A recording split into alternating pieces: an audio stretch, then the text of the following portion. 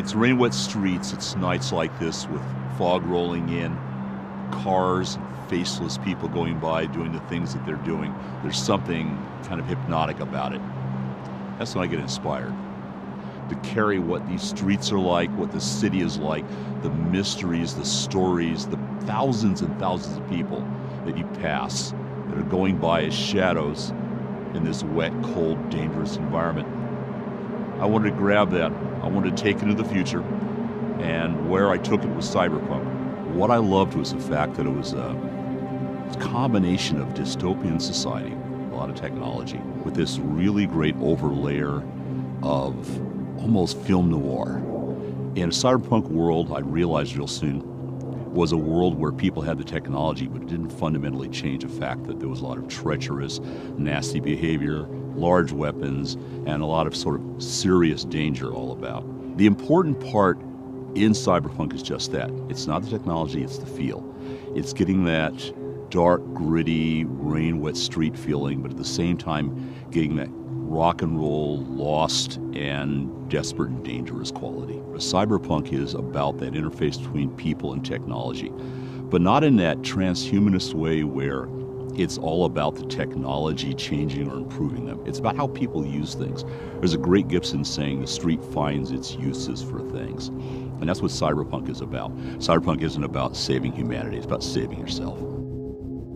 We've approached doing it as a video game numerous times before. We have fought to find somebody who was enough of a fan of the world and the game to not want to go change it around or to stick a label of Cyberpunk on it and then do something totally different.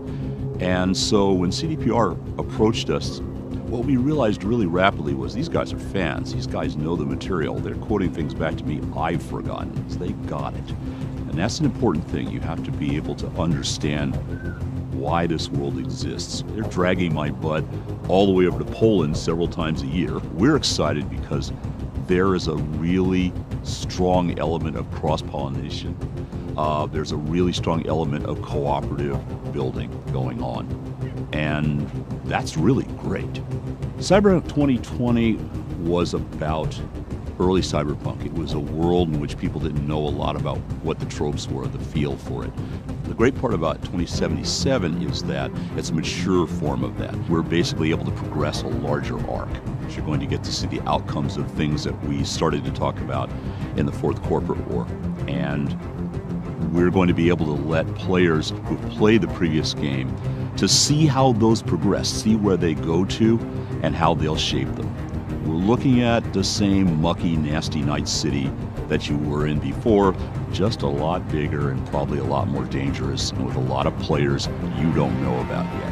2077 is about the cyberpunk you thought you knew, scaled up, bigger, badder, stranger.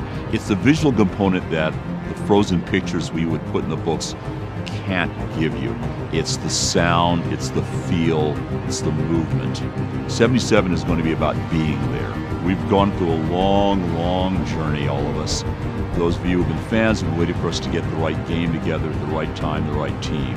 And we were going to wait long enough to make sure it happened the right way. Cyberpunk 2077 is going to be the right way. And I can't wait to play it. And I'm hoping you guys will want to play it as much as I want to play it. Because it's going to be a hell of a ride.